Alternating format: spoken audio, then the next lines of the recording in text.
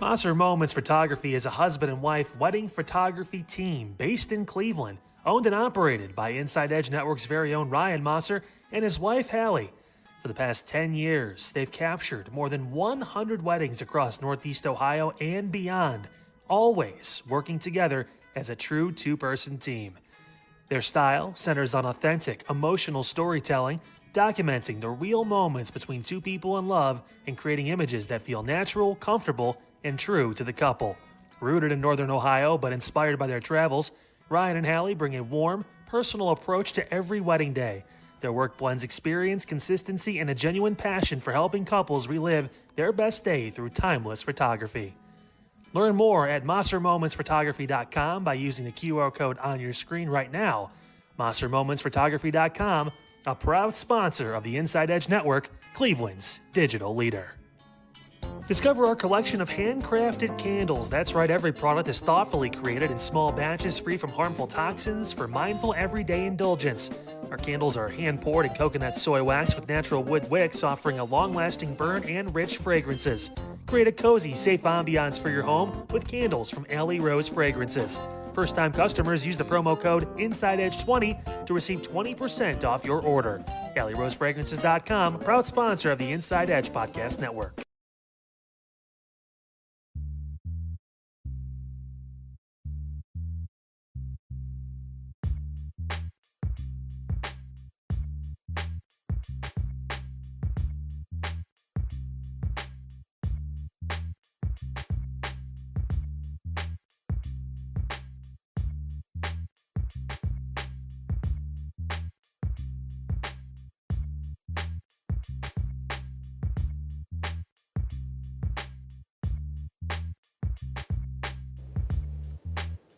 Hey, welcome on in. Should I say welcome back in?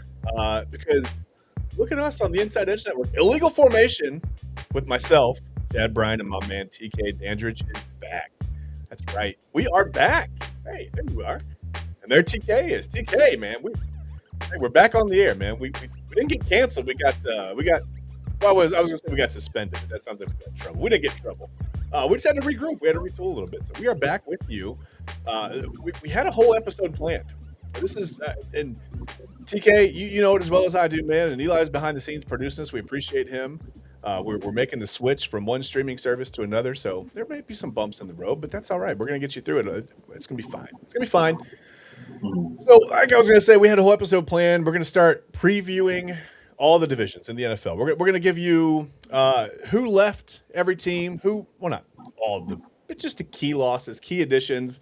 Were there changes to the coaching staff? We're gonna talk about that a little bit. We'll give you an outlook, and then at the end of the episode, we were gonna predict the order of finish for the NFC North tonight. But the Browns did a Browns thing, and well, TK, you know what they did. I think everybody knows what they did by now. They traded Myles Garrett, but we'll get to that. Don't worry. That's going to be the episode tonight. Like I said, we had to pivot pretty quickly here. So, TK, first off, I want to check with you, man. How are you doing? It's been a little while since you and I have been on the air together. Been doing all right, man. Just taking every day step by step. Just turned 34 this past weekend, so I'm starting to feel it a little bit. But other than that, just enjoying the peaceful weekend. Just trying to dissect this news. Trying to dissect this Myles Garrett news as best as I possibly can. Yeah. So, a reminder to everyone, please hold your applause until the end of the show. Thank you. I told you there'd be some bumps in the road. We didn't expect to hit them so early, but hey, it's fine. It's a little speed bump. It's all right. No, TK, happy birthday, man. Happy belated birthday to you. thank you. Thank you. 34 was, man, that was like 100 years ago for me. So, yeah, I was going to say, wait till you get to be my age, but we don't need to talk about that. We don't get into that. I guess we got to start breaking down this Myles Garrett thing. So the Browns, I think we knew it was coming. Okay, we saw this on the horizon. All the signs pointed toward, Myles Garrett kind of being out of here. I don't think he ever did meet Todd Monken, did he? I don't think they ever talked. Aside from when he was here, maybe a few years back.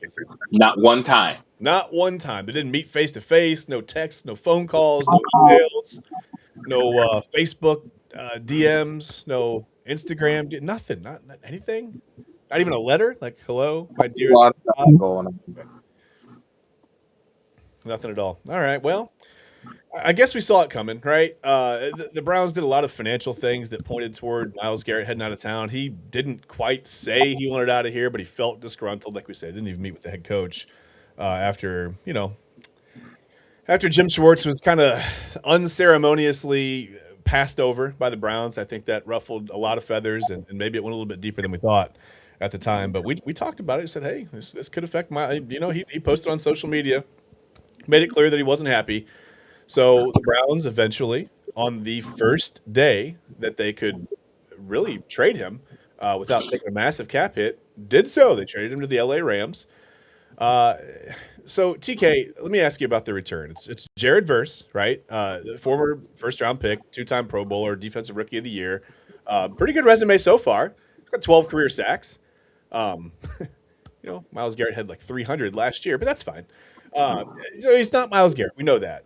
But again, I just want to ask you, Jared Verse, a first round pick in next year's draft, a second round pick in the following draft, and then in I think 2029, a third round pick. So staggered years for the picks, and it feels like sometimes it feels like a little bit light to me, but they did get a pretty good player back. TK, what do you think of the return, first of all? Well, first and foremost, I want to do this trade in the perspectives of both franchises. First, I want to start with the Los Angeles Rams. For the Los Angeles Rams, is obviously a brilliant trade. I definitely thought the draft compensation that you were able to give up along with Jared Verse was very light, to be quite honest. I definitely think Les Snead got away with robbery in broad daylight. I definitely think this is a move that pushes them over the top. You think of the overhaul that they've had to this defense already, snagging both of Kansas City's starting corners in Trent McDuffie and Jalen Watson to add to that defense. And you got to think, man, big number 99 might be tempted to, come out of retirement a little early, file some paperwork and get reinstated real quick. That's something to think about. I'm sure a lot of fans in Los Angeles are thinking the same thing that I'm thinking right now. I'm sure everybody's excited. I'm sure the possibility of that is on the horizon. We'll have to wait and see for that. We do know that camp isn't too far away. We've got about 6 weeks for that to get underway, so that's something to look out for. I definitely think when you get the single-season sack champion on your defense, this is an already very solid unit. You think you got all three levels taken care of. You have decent linebackers. Nate Landman proved to be a solid starter for them at linebacker. You got great play out of the two Cams in your secondary, in Cameron Curl and Cameron Kitchens. So, to add a guy like Myles Garrett, hey, listen, that's just going to push them over the top. You got to think, though, are they going to leave him on the line or move him to a linebacker position? You think he can play either defensive tackle or defensive end.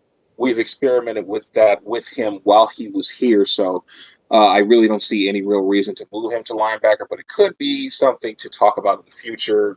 Maybe a point of interest. Maybe we want to see exactly how versatile Myles can be in the new look Los Angeles Rams defense. But anyway, for the Cleveland Browns perspective, this is a pretty bad trade. I wanted to say awful, but at the same time, if you want to think about it in a positive light, you got a first-round draft pick in next year's draft. Next year's draft is supposedly supposed to be very loaded. Yeah. You think Jared Verse in himself could constitute as another first-round draft pick, considering that he was a first-round draft pick. Yeah. He did win Defensive Rookie of the Year award, much like Carson Schwarzenegger did just last season. Like you said, he has 12 career sacks. He is a 2-time Pro Bowler as well, so we did get a solid player in return. For overall haul in this trade was very light, especially when you heard the rumblings of a Ricky Williams-esque trade. This was nowhere near that. You weren't going to get the 3 or 4 first-round picks. You had to at least get an abundance of 2s and 3s to kind of make up for that, especially with a guy as talented as Myles Garrett. I do understand that he will be 31. He is still a first-ballot Hall of Fame pass rusher without a doubt, and has the record for consecutive double-digit sack seasons now with 6 And he I think it's something that Double A said. I think it just the timing of this is maybe why. They played it out for so long, right? We had been talking about this since he went and demanded a trade, so it's been pretty well known that he's been unhappy here for over a year now.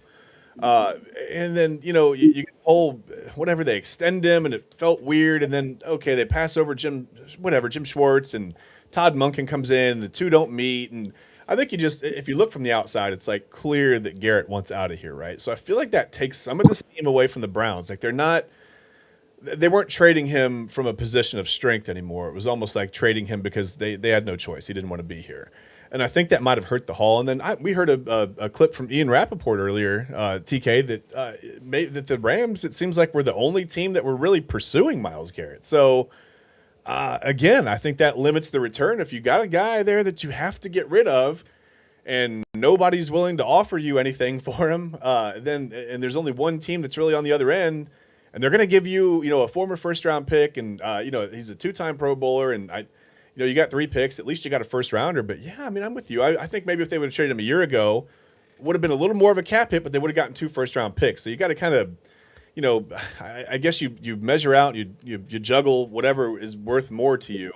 If you're the Browns, if it's the money off the books or if it's the assets, the draft assets, and I mean, obviously, it seems like they decided it was the money off the books. So I don't know. I think that might have limited them a little bit, though. I think that might have limited their return, just the timing of it. So. I'm not sure. You know what we're going to do, though? We're going to take a quick break. On the other side of the break, we're going to come back. We're going to talk about long and short-term impact of the trade. And, I mean, TK, if you want to look at it from the Rams' perspective, we can too, because that it's been said now that maybe this is why they drafted Ty Simpson with that first-round pick, because they knew they were going to be without a first-round pick at some point, and maybe knew they were going after Myles Garrett. So, not sure how much truth there is to that, but I guess that on draft night we all said, "What? Ty Simpson's weird." Maybe this was the reason why they needed a quarterback and thought, well, I don't know. You gamble 1 pick away on a quarterback that's a little bit of a project on a whim to maybe get Myles Garrett later, whatever. I guess that makes sense. But way to plan ahead.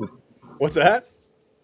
Way to plan ahead. Yeah, right. I'm not so good at it, so I guess when I see other people do it, it looks foreign to me. But on the other side of the break, we'll talk about short-term, impact on the Browns. We'll talk about long-term impact, how this impacts the move into the new stadium, how this impacts, if suddenly maybe a $30 million necessity comes up that Jimmy Haslam decided he wanted for the new stadium. He's like, hey, I got $30 million now in cap room. I can use that for whatever. We'll see.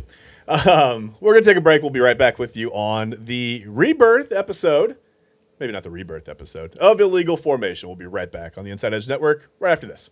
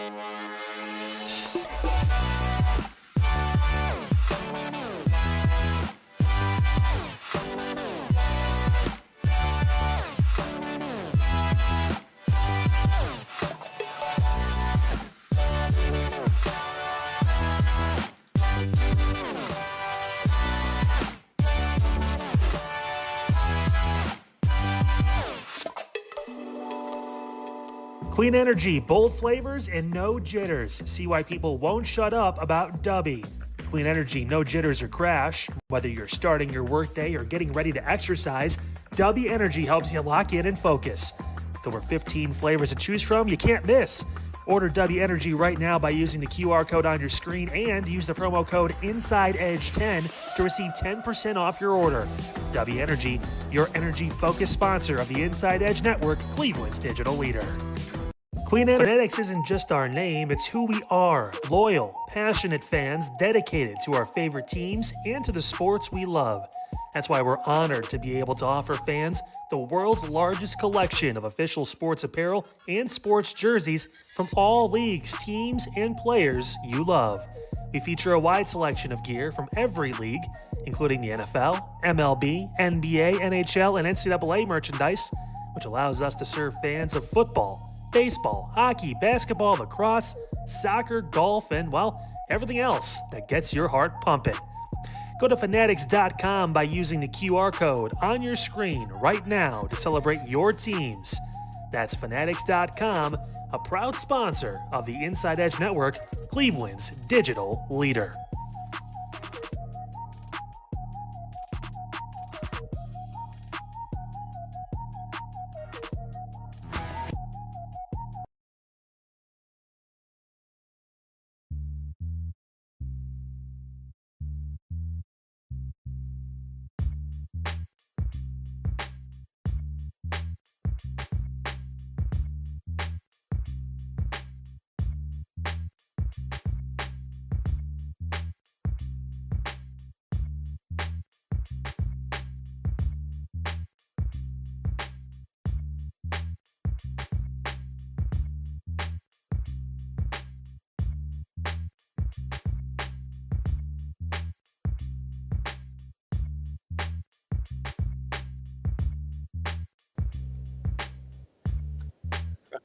Right.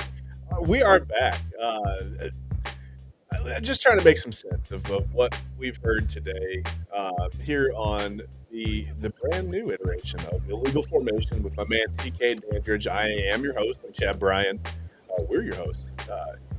TK, I don't know. We made it through one segment. I don't think we're too mad. I mean, what are you going to do, right? Like, Myles Garrett didn't want to be here. I don't know. Before we get into it too far, I want to remind you to visit our website, InsideEdgeNetwork.com. It's sitting there waiting for you to peruse. It's you can check out our partners. You've heard of them. You've heard from them over the break. I mean, Alley Rose Fragrances. We've got Fanatics, SportsMemorabilia.com, Dubby Energy, Mosser Moments, and more. So many more.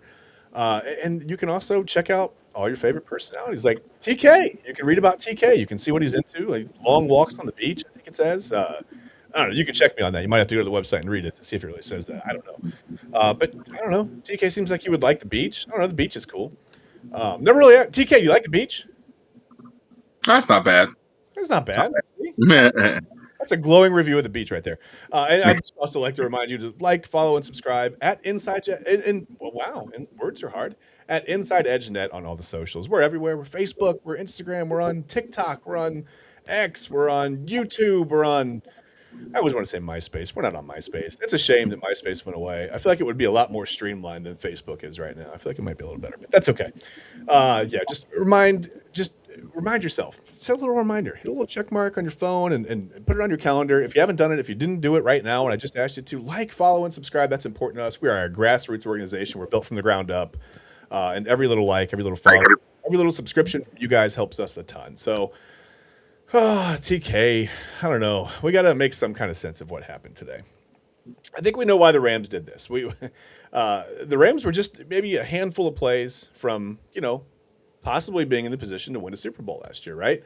The Browns were not, okay? So I think that's what we have to look at first. Short-term impact on the Browns.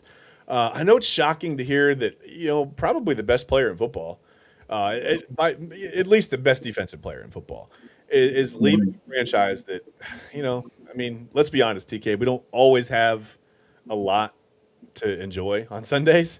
And that's typically the only day of the week that we get to enjoy our Browns is on Sundays at 1. Sometimes, I guess, if we're on the West Coast, but whatever. So it's shocking to hear it at first, right? Like, Myles Garrett's gone. Now what do we do? But really, I'm not really sure how it impacts us that much differently in the short term or the long term. I mean, it frees up the money. We talked about that right away. It frees up money short term and long term for that matter. But it doesn't, for all his greatness, for the single season sack record and as dominant as he's been since day one here in Cleveland, when he was the first overall pick, it hasn't equated to wins. I mean, we've got one playoff win during that time, and it feels, I guess a little, maybe like an extra accomplishment because it's over your rival, right? It's over the Steelers. And that was great. That was a fun night. I don't think a lot of us are going to forget that night. But to be honest with you, since then, there just hasn't really been a whole lot to remember. The single season sack record was awesome. It was fun to watch him get that last year. That happened here, and that's cool. But again, we're not giving up wins. It's not like this is the LeBron era of the Cleveland Cavaliers, right? That second era where it was 4 years, automatic ticket to the finals, period. That's it. I mean, yeah, you won one, and people say that's disappointing, but you won you won the NBA Finals. You won a championship. We weren't in that same boat with Myles here. It's not to his, that's not to again, not throwing shade at Myles Garrett. That's just what the Browns situation was while he was here. It sounds familiar. We've heard it before. Joe Thomas was here for all those years, and no playoff wins. It's frustrating to see No playoff appearances either. wasting these guys as primes, right? So at least Myles gets to leave in his prime, and he has a chance to go win a Super Bowl, and I'm happy for him, right? Personally, I'm happy for him. Yeah, I'm a little bit sad that we don't get to see number 95 on the field and terrorizing quarterbacks in the AFC North anymore. But listen, this doesn't take wins out of the Browns' pocket, right? Short term. I mean, so aside from that, I mean, is there just? I guess the Browns being a little bit less entertaining to watch, TK, there's really nothing bad that happens short term from this trade, right? No, this is a team that, quite frankly, has sucked before and more than likely is going to suck again in 2026. Hopefully, they won't suck as badly as they did in 2025. I still think, even with the subtraction of Myles Garrett on this defense, there is still a ton of room for improvement. You got to remember, Alex Wright got his extension last year. He just got paid. He is a very viable starting defensive end. Had a career high 5.5 sacks. I expect that number to go up. You were talking about Jared Verse, former two-time Pro Bowler. I expect his sack numbers to go up as well. You get back Mason Graham and Malik Collins. Hey, this is still a very decent defensive line. It may not be top 5 in the NFL like they were last year with Myles Garrett in the fold, but it can still be a better half of the league type of defensive line. Mm-hmm. Granted, if folks stay healthy and guys buy into the system, which I think will not be an issue this year. Hopefully not. So I definitely think for the short term, this kicks off the youth movement for Cleveland. Mm-hmm. We had a very busy draft this year, 10 draft picks in total. Hoping all 10 of them can make the roster. I'm sure that won't be the case. Probably more so be 7 or 8 of those guys, and the rest will probably be on the practice squad. Yeah. But we're very busy in the month of April. And, these last 2 drafts, you can just take it upon yourself to say, hey, the Cleveland Browns are in full swing with this youth movement that they are going on.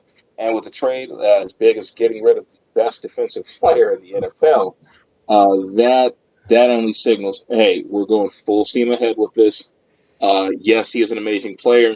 Mm-hmm. We were not winning games. The results did not match him staying here in a Browns uniform. Granted, his production was fine. His production warranted for whatever contract that he had. Yeah. That's on a personal level. On the team level, it just was not there.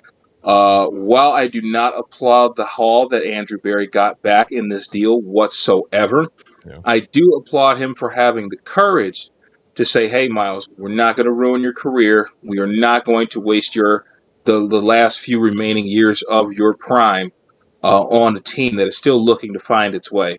Now, I don't think the Browns will be 5 wins or fewer bad this year. Okay. But also you have to understand that isn't guaranteed as well. There are still a lot of young players on this roster. Yeah. You have a first-time head coach. Granted, he is an old-school head coach that has seen a ton of success on successful offenses. Obviously, the stint in Baltimore was brilliant, which is what landed him the job in the first place. Yeah. He still himself has a lot to learn. So in the short term from Cleveland, this is a youth movement start, full on commitment to it. No more goofing around trying to add to stuff that needs more than just a little bit of adding on, just a little bit of seasoning. No, you need to redo this. And so that was basically what that move stood for. For the Los Angeles Rams, son, it's Super Bowl or bust. I don't want to hear about another conference championship appearance. You've had 14 of them in the past 6 years. We don't care. Super Bowl or bust. Yes, I understand they won the ring for the 2021 season in that epic Super Bowl against the Cincinnati Bengals. Yeah. They have had, granted, they've been a very good team this entire while. The playoff inconsistencies, they've got to stop now. Yeah. You have the MVP, reigning MVP on your team, reigning Offensive Player of the Year award, reigning Defensive Player of the Year award. You have a guy that led the league in receiving touchdowns twice in his career. It's time to put it all together and win another ring. Les Snead has been famous for saying to absolute hell with them picks. We don't need them. We don't want no rookies around here anyway. A very George Allen type of mindset. But hey, for the better part, it has worked. They have won a championship, but they got to win another one. They have to get another one. Obviously, you can't sneeze at a team that gets to the conference championship at any given stage.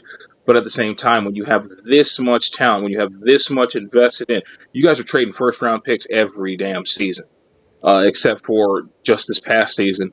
And we're kind of worried you might get rid of him too, if he doesn't develop the way that you want him to, as fast as you may want him to. But I definitely think Matt Stafford's going to be there for quite a while, so they may be able to afford to wait on him for a little bit longer. But yeah, for the short term, yeah, Los Angeles is Super Bowl or bust, as if they already weren't. Now it's times 12 because you acquired 95 to your defense. Man, two different opposite sides of the spectrum. I'll tell you that. But for them, they've got to win. And I honestly don't think one Super Bowl is going to be able to do it. Of course, another Super Bowl would be great.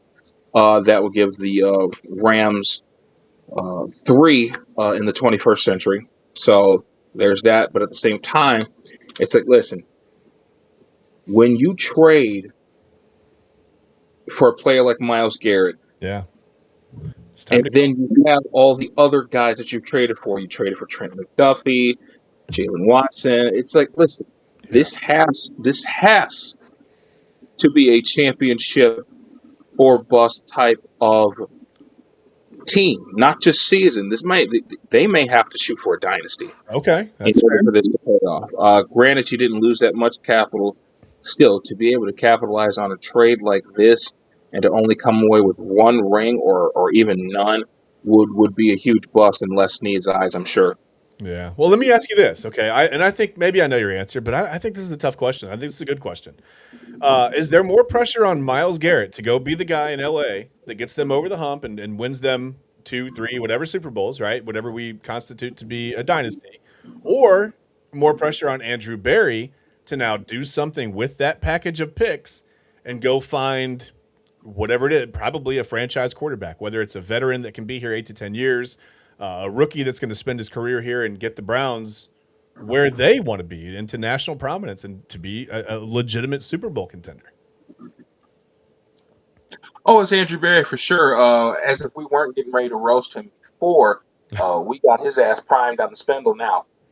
So now I think more than anything, we already know what Myles Garrett comes with and what he's going to bring to the table. Now, I really don't think there is one guy in this league that could block him one-on-one for an entirety of 3.5 hours. I really don't believe that. Of course, there are guys that can challenge that. Obviously, Trent Williams is still around. He hasn't died yet. I believe Laramie Tunsil has had quite a few games that were pretty solid against Myles Garrett. But other than that, I really can't really put my finger on anybody that could take him on one-on-one. And then you think about the unretirement of Aaron Donald. I'm telling you, it's going to happen. It's too easy. It is way too easy to predict. It just makes entirely too much sense. Yeah. It's just... Yeah, he's had a couple years of rest. He just turned 35 years old. I mean... He still looks great. He's in phenomenal shape. I think it'll be great. I think it'll be excellent for them. He's in better shape than I am. Yeah.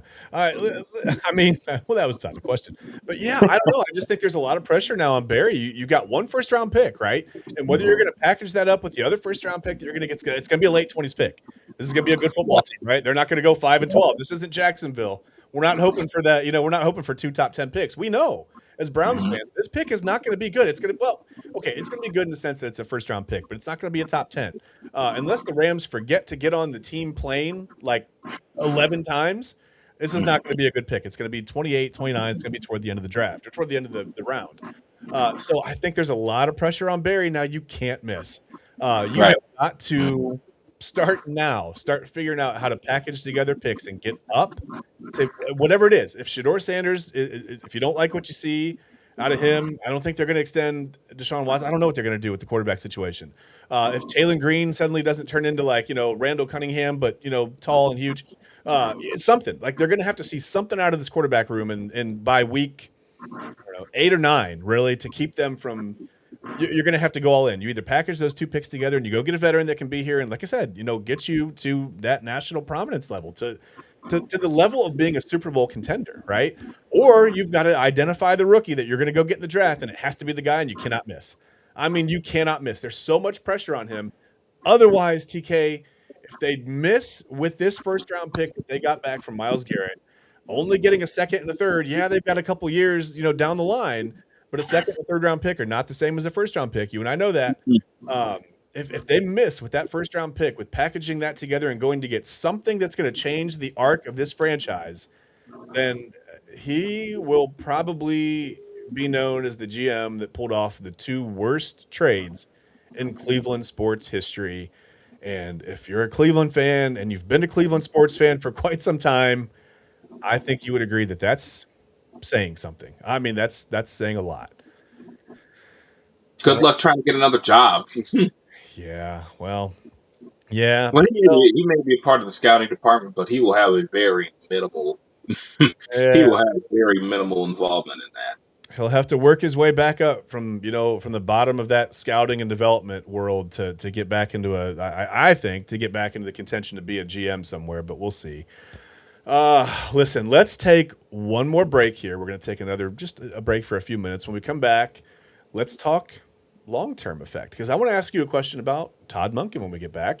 I want to ask you a question about the new stadium, and I want to ask you a question about the AFC North, TK, because the Browns haven't been close to winning this division since they've come back, and I want to know if this move maybe does it help get them closer to that? Does it pull them further away? It's confusing. Not a lot of wins with Myles Garrett here.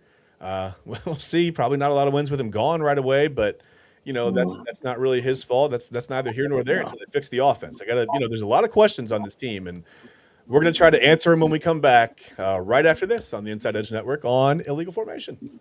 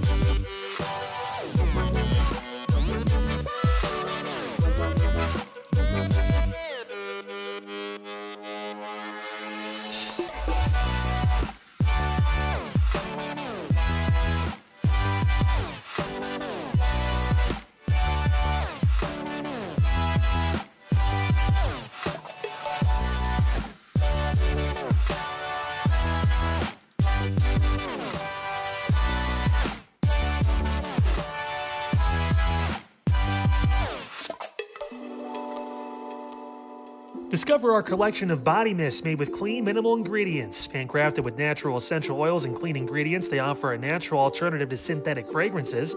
Perfect for sensitive skin and those seeking clean, mindful self-care, and the perfect gift for you or your special someone. Courtesy of Alley Rose Fragrances. First-time customers, use that promo code InsideEdge20 to receive 20% off your order. AlleyRoseFragrances.com, a proud sponsor of the Inside Edge Network, Cleveland's digital leader. Whether searching for a baseball autographed by your favorite World Series slugger, a signed football by an iconic Hall of Famer, or the jersey of a world-famous soccer star, you've come to the right place. Here at SportsMemorabilia.com, the web's leading source of authentic sports memorabilia, you'll find more than 500,000 authentic products from nearly every professional sports league, team, and players. Not only will you find your next prized sports possession with ease thanks to superb customer service and tremendous site experience, you'll have the satisfaction and peace of mind that every product listed comes complete with a certificate of authenticity and is fully backed by the SportsMemorabilia.com lifetime authenticity guarantee. Go to SportsMemorabilia.com by using the QR code on your screen right now. SportsMemorabilia.com, a proud sponsor of the Inside Edge Podcast Network, Cleveland's digital leader.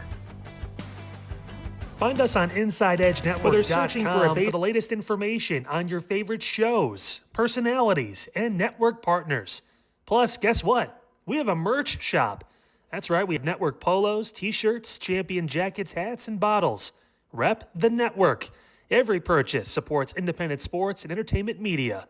Use the QR code on your screen right now to check out InsideEdgeNetwork.com. That's InsideEdgeNetwork.com. Find us on InsideEdgeNetwork.com for the latest information on your favorite show.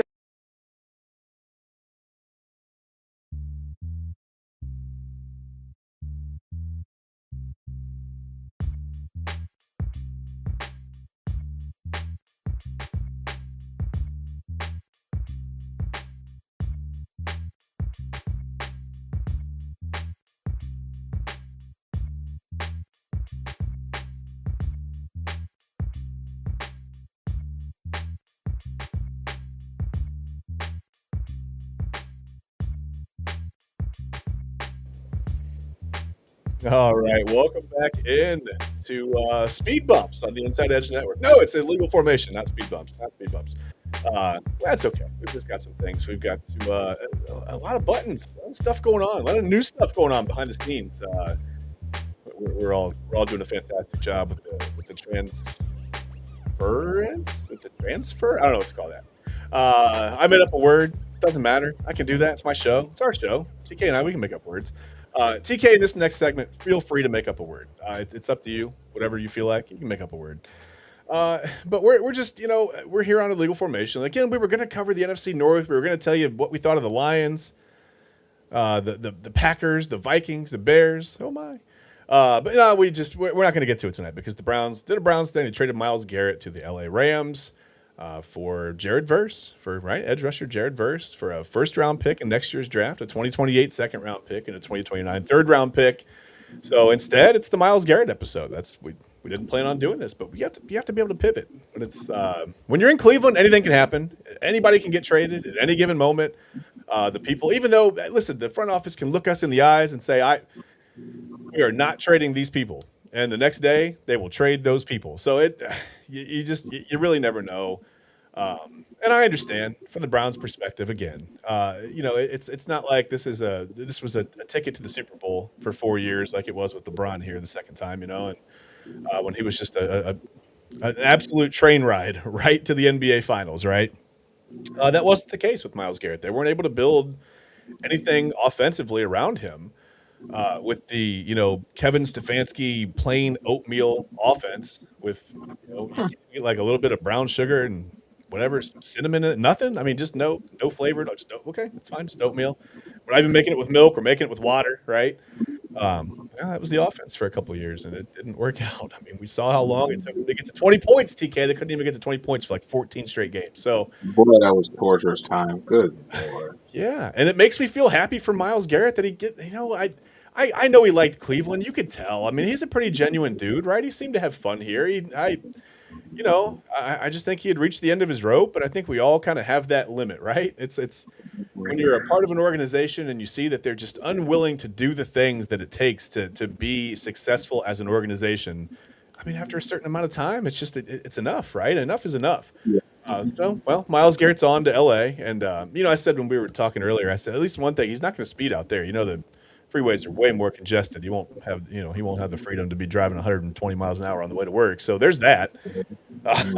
That's one positive. But I want to ask you a little bit. We talked about short term impact and just kind of what it means for next year. I don't think it really pulls any wins out of the Browns' pocket. Maybe I think they'll improve on offense, which is where they needed the most improvement last year. I think that subtracting Myles Garrett from the defense, it takes away a dominant player, but it takes away a dominant player from a defense that was already very good. And if they can get the problem was they had a top 5 defense, right, and a bottom 2 or 3 offense. So I think if they can get both of those units kind of in the middle of the pack, I think that serves them well. I think they'll be a better football team overall. Now, I don't think they're going to win the division and win 12 or 13 games, but I think they can. I still think 6, 7, 8 games is realistic. To win, to watch out for the Browns. I think they could. Yeah, 6, 7, 8. I think that's realistic, don't you?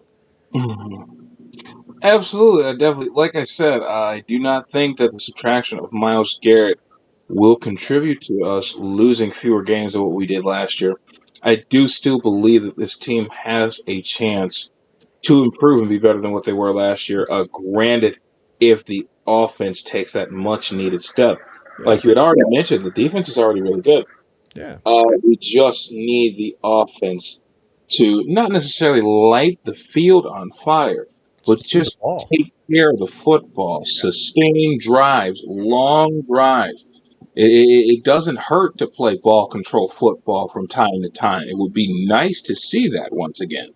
Yeah. Well, you've got to get some push from the offensive line in order to do that. I mean, we talked about Quinshon Judkins with the same amount of rushing yards as yards after contact is crazy. I mean, I think it was like, I don't know, week 8 or week 9, they were almost identical. And you've got to give your running back more room to work than that. That's insane. So they'll need all the acquisitions on the offensive line to pay off. They'll need those guys to figure it out pretty quickly, right? If they're going to win, but they're not. I don't think they're going to win a ton of games. I think the key this year is to see quarterback development on the offensive side of the ball. We want to see some guys maybe that can catch the ball. Got a couple of receivers in here. Supposedly we've been having some drop issues in training camp. That's fine. It's early on. Guys are still getting used to the offense. Give them a little bit of time to work those kinks out, and hopefully they'll be okay. But I want to ask you more. We can talk about the offense another time. We've got all off season and all through when training camp actually starts. We've got time to break all that stuff down. Let me ask you this. Does trading Myles Garrett away, do you feel like it lengthens the shelf life of Todd Monken as the head coach here? A lot of people were saying, well, listen, I hope he's here in 5 years when the Browns are in the new stadium, but I don't think he makes it that long. There's so much pressure on the Browns to turn, but is there a little bit less pressure to turn things around now? Or is it really, is it not applicable because he's an offensive, right? He was an offensive coordinator in Baltimore. So he's supposed to be the offensive mastermind, right? Do we really even care what goes on with the defense under Todd Monken? Is he still going to be under that microscope if they don't show some type of improvement, or at least, I guess a rise in the level of competitiveness, right? Sometimes it just feels like the Browns, it's like opening kick, and it already feels like they lost, man. Do we just need to see more competitiveness out of this team? Do we need to see more wins? Or does trading Myles Garrett away, does that give, Todd Monken that 3 to 5 years to build something now? It's not a total tear down and rebuild, right? There's some talent on that team. It's just about getting the offensive side of the ball going. So I'm not sure how I feel about that. Do you think it lengthens his time here, or do you think it just keeps that same amount of pressure on him? To be quite honest, I think the same amount of pressure remains on Todd Monken to be able to do something with this franchise and to make them, if not great in a hurry, to at least improve the situation that is going on right now, establish some type of culture that says, hey, we're working towards being a winning organization and we have a lot of great football ahead of us in the future. Yeah. I do believe that if he finishes these final 3 years in Huntington Bank Field with fewer than 15 wins, he will be gone. But if he has 20 or more, then I definitely think there is going to be a conversation that needs to be had.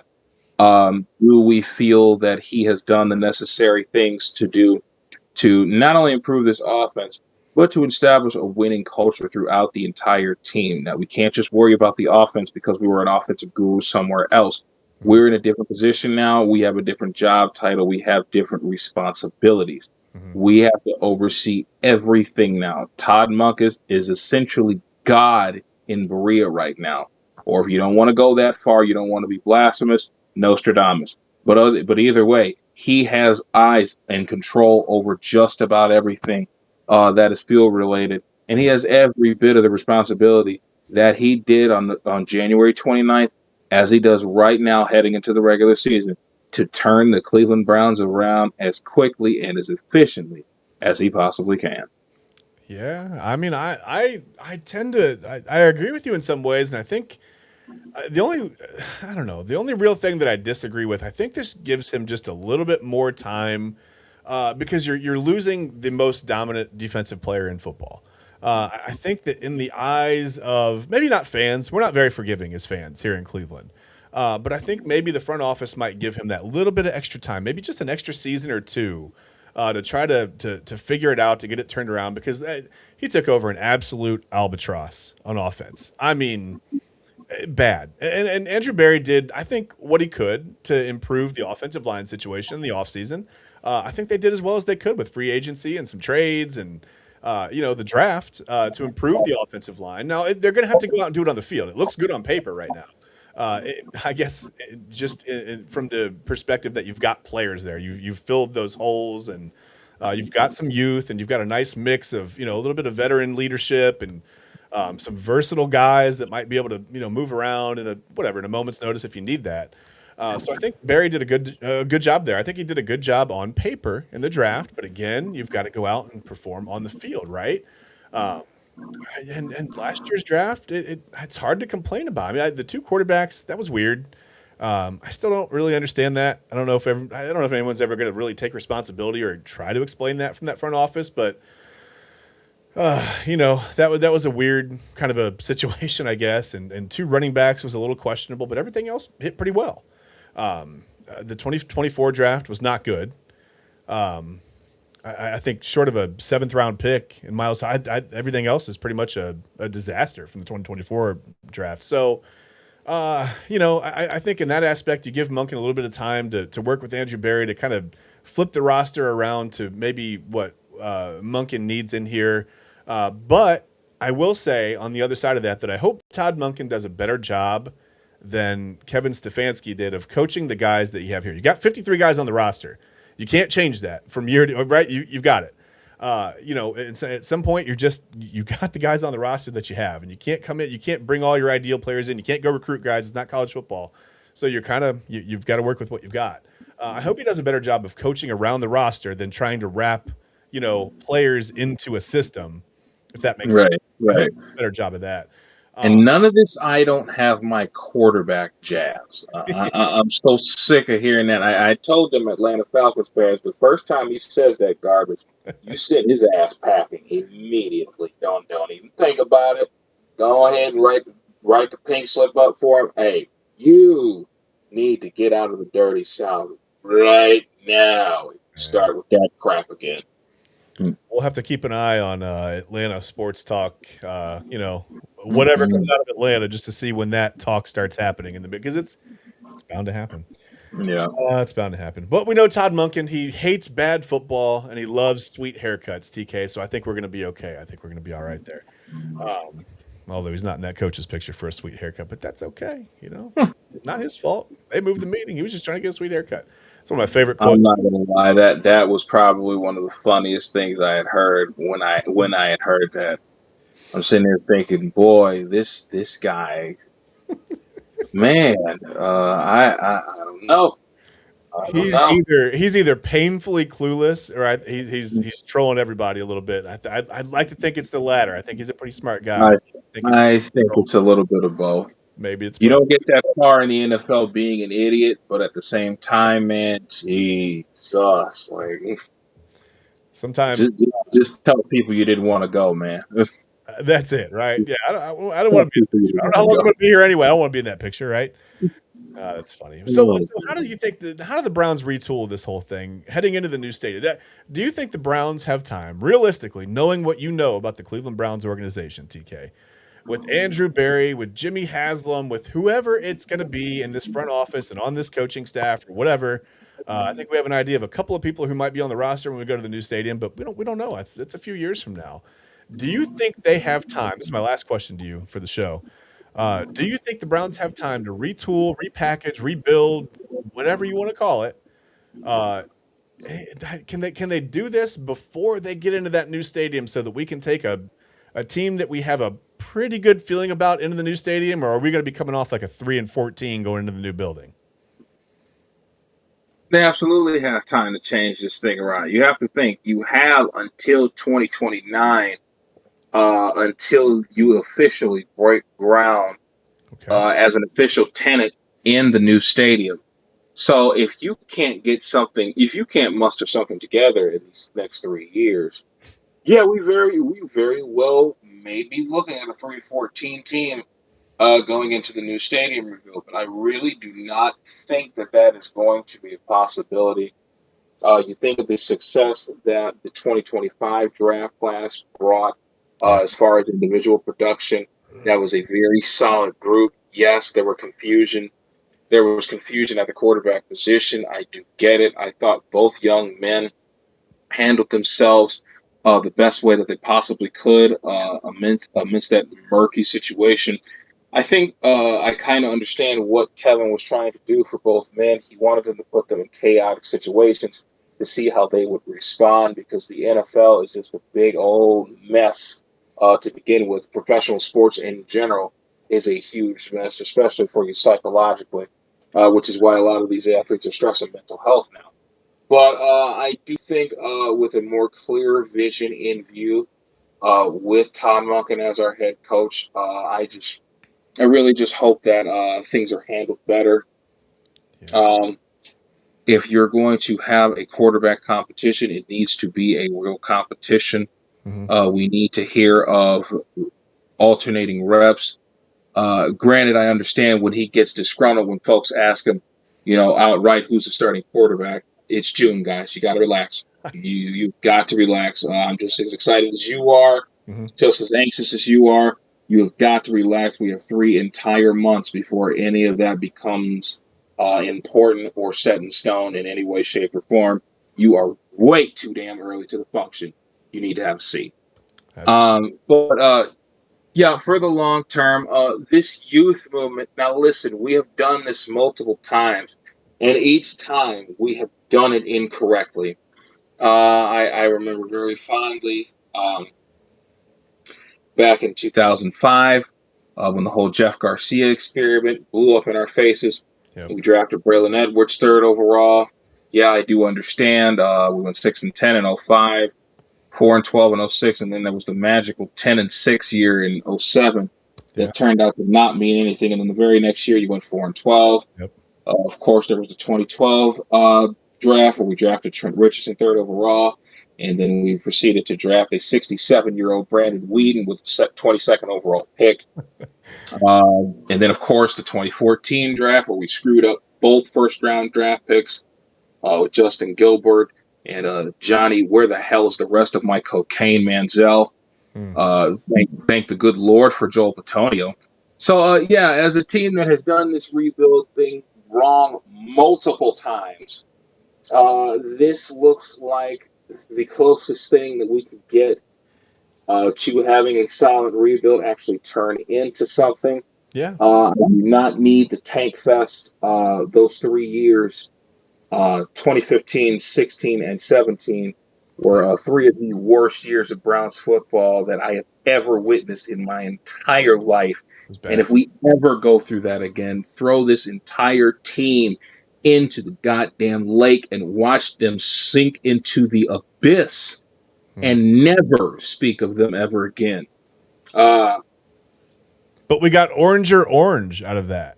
Which is crazy. But, hey, whatever. Great. But yeah, I definitely think you do have more than enough time to establish something here. We're not saying that we need a Super Bowl in 3 years. That would be fantastic if it did happen. Yeah. But give us something going into this new stadium. Give us something going into this season. Yeah. Yes, I understand nothing is set in stone right now. A lot of question marks everywhere on this team, especially with the trade of Myles Garrett. Yeah. I don't think anyone knows what's going to happen. I really wasn't sure when this was going to happen. I was thinking, maybe a few weeks before the season. First day available. Yeah, first day available. That's when it happened. Yeah, right on June 1st. It was Right on June 1st. Today on June 1st, man. Very busy. Well, listen, we know this team has a lot of questions. They've had a lot of questions for the last, it's going to be 30 years by the time. When we move into the new state, they'll be here for 30 years, right? They'll have been back for 30 years. If they haven't figured it out by then, TK, I don't know that they ever will. But like we said, the team has a lot of questions. We have a lot of answers. We're going to try to answer all of those questions for you between now and when the season starts every Monday night right here at 7 o'clock on the Inside Edge Network on Illegal Formation. We're back. Next week, unless the Browns trade everybody else or something, they do something crazy, we will get into our divisional previews. We're gonna start with the NFC North. We're gonna go around the NFC. We're gonna wrap up with the AFC North right here at home. So remember to head to the website. You saw it there, InsideEdgeNetwork.com. Remember to like, subscribe, to follow us on all of our social media. On Facebook, on Twitch, we're on Twitch, we're on YouTube, we're on X, we're on Instagram, we're on TikTok.